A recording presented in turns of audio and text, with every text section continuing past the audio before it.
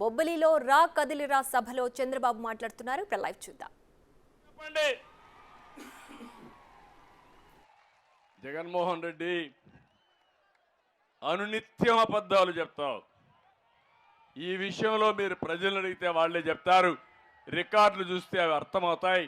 మళ్ళీ నేను చెప్తున్నా, ఈ ముఖ్యమంత్రి చేసిన ఇది మీరు చూస్తే మీ అందరికీ తొలి రోజునే పెన్షన్ ఇస్తానని చెప్పాడా లేదా? 3000 ఇస్తానన్నాడా లేదా? తర్వాత వంతుల వారిగా దశల వారిగా ఇస్తానని మాట మార్చేశాడు. అదే నేనుంటే ఇంకొక 30,000 రూపాయలు ప్రతి ఒక్క పింఛన్దారుడికి వచ్చేది.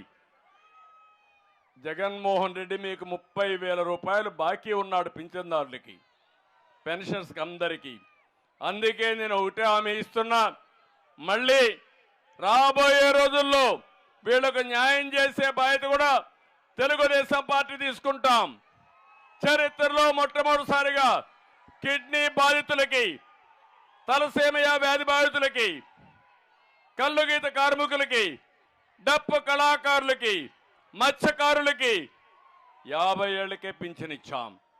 కడాన ట్రాన్స్జెండర్ ఆడ మగ కాని వాళ్ళు కొంతమంది ఉంటే, వాళ్ళు కొన్ని గ్రామాల్లో తిరిగి బాధపడతా ఉంటే వాళ్ళకు కూడా ఇండ్లు కట్టించి నెలకు 2,000 రూపాయలు పింఛనిచ్చిన ఘనత తెలుగుదేశం పార్టీదని చెప్పి నేను మీకు తెలియజేస్తున్నా. అది మానవత్వం. ఇంకో పక్కన మొత్తం ఇసుక వల్ల చాలా మంది ఇబ్బంది పడ్డారు. ఈరోజు ఒకే ఒక విషయం నేను మిమ్మల్ని కోరుతున్నా, ఉత్తరాంధ్ర తెలుగుదేశం పార్టీకి కంచు కోట, వెనుకబడిన వర్గాలుండే ప్రాంతం ఇది.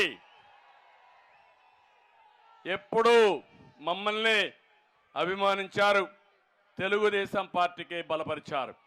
అందుకే మొన్న కార్యక్రమం పెట్టాం, జై హో బీసీ.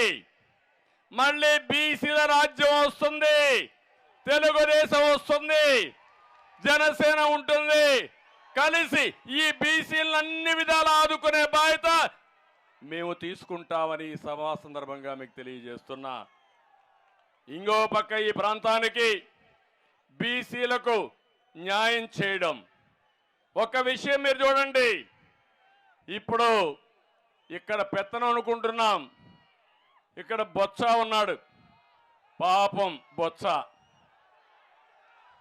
మనిషి అయితే లావుగానే ఉంటాడు. అయితే ఆయన ఏం చెప్తాడో మనకు ఒకసారి అర్థం కాదు. కానీ పెత్తనం మాత్రం మొన్నటి వరకు విజయసాయి రెడ్డి, ఇప్పుడు సుబ్బారెడ్డి, ఇప్పుడు బొత్స మాత్రం దీని గురించి మాట్లాడలేడు. అంటే ఇక్కడుండే బీసీలు పనికిరారు, ఎక్కడెక్కడనో పెత్తందారులు వచ్చి ఇక్కడ బీసీలకు నాయకత్వం వహిస్తారంటే ఎక్కడ న్యాయం అని అడుగుతున్నా. అదే తెలుగుదేశంలో ఉత్తరాంధ్ర నుంచి ఒక మంత్రి కేంద్రంలో ఇస్తే అది గౌరవనీయులు ఎర్రంనాయుడు గారికి ఇచ్చాం. ఇక్కడుండే కళా వెంకట్రావు గారు కానీ అనేక మంది మంత్రులు ఇచ్చిన ఘనత తెలుగుదేశం పార్టీదని చెప్పి కూడా నేను మీకు తెలియజేస్తున్నా. ఇంకొక పక్క నా ఆలోచన ఒకటి, ఉత్తరాంధ్రకు నీళ్లు ఇవ్వాలి, ఉద్యోగాలు ఇవ్వాలి, ఇంకో పక్క ఇండస్ట్రీస్ రావాలి, ఇంకో పక్క ఇన్ఫ్రాస్ట్రక్చర్ కూడా బాగా అభివృద్ధి చేయాల్సిన అవసరం ఉంది. విశాఖపట్నం కేంద్రంగా పెట్టుకుని అన్ని ప్రాంతాలు మనం అభివృద్ధి చేయగలిగితే ఉత్తరాంధ్ర సస్యశ్యామలం అవుతుంది, బ్రహ్మాండం అవుతుంది. దీనికి తప్పకుండా నేను ఒక ప్రత్యేక ప్రణాళిక తయారు చేస్తా. ఉత్తరాంధ్రకి న్యాయం చేసే బాధ్యత, అభివృద్ధి చేసే బాధ్యత తెలుగుదేశం పార్టీది.